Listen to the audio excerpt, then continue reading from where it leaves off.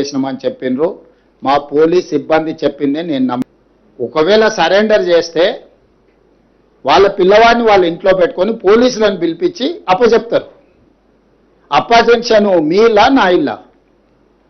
Road మధ్యలో పోలీసులు నాకాబందీ చేసి వెహికల్స్ని చెక్ చేస్తున్నప్పుడు అప్పా జంక్షన్లో బండి భగీరథ పోలీసులకు చిక్కిండు. ఇది మా పోలీసులు నాకు చెప్పింది. నిజంగానే అతన్ని సరెండర్ చేసేది ఉంటే అతను ఎక్కడున్నాడో అక్కడికి ఈడ మా అబ్బాయి ఉన్నాడు, మీరు వచ్చి పోలీసులు ఇతన్ని సరెండర్ చేసుకోండి అని చెప్పిండ్రు అనుకోండి, అప్పుడు మనం సరెండర్ అనుకోవచ్చు. రోడ్డు మధ్యలో పోలీసులు అతన్ని కస్టడీలోకి తీసుకొని మేము అరెస్ట్ చేసినామని పోలీసులు చెప్తుంటే నేను పోలీసుల మాట నమ్మాలనా లేకపోతే రాజకీయ నాయకుల మాట నమ్మాలనా? మీరు చెప్పండి.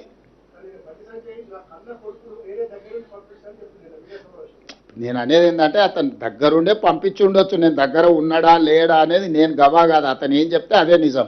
ఎందుకంటే వాళ్ళిద్దరు ఒక దగ్గర ఉన్నారా లేదా, 5 రోజులు అబ్స్కాండ్ అయినప్పుడు తండ్రి కొడుకులు ఒకే ఇంట్లో ఉన్నారా లేరా, ఇది కాదు కదా. మేము చాలా సిస్టమేటిక్గా విశ్లేషించుకొని కంప్లైంట్ వచ్చిన వెంబడే ఎఫ్ఐఆర్ చేసి ఒక పద్ధతి ప్రకారం ఈరోజు ప్రభుత్వం చర్యలు తీసుకున్నది.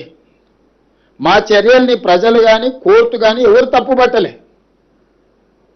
కేటీఆర్ జడ్జిగా, ఆర్ఎస్ ప్రవీణ్ కుమార్ ఐఓగా ఈయన విచారణ చేసిండు, ఆయన శిక్ష విధించేసిండు.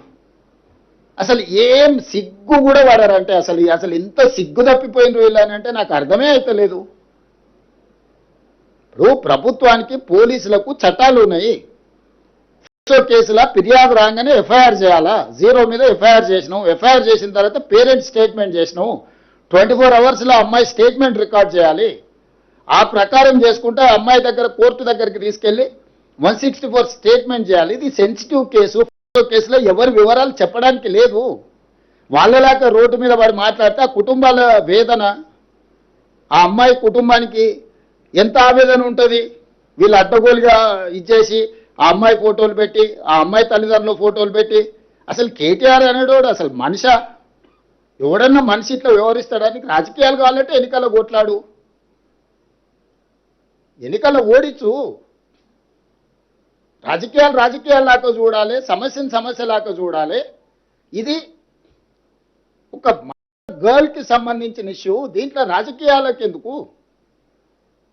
ప్రభుత్వం ఒక పద్ధతిలో చర్యలు తీసుకుంటున్నప్పుడు అందరినీ ఇందులోనే దీంతోనే మొత్తం ఒక అమ్మాయిని అడ్డం పెట్టుకొని రాజకీయంగా ఏదో సాధించినామని ఈ శాడిజం ఏంది?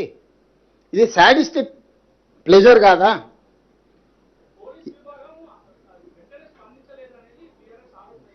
నేను అదేనా చెప్పేది, వాళ్ళ గురించి ఇప్పటి దగ్గర చెప్పింది. సాడిస్ట్ అని నేను చెప్తుంటే మళ్ళీ నువ్వు ఇంకా కొత్తది అడుగుతావేంది?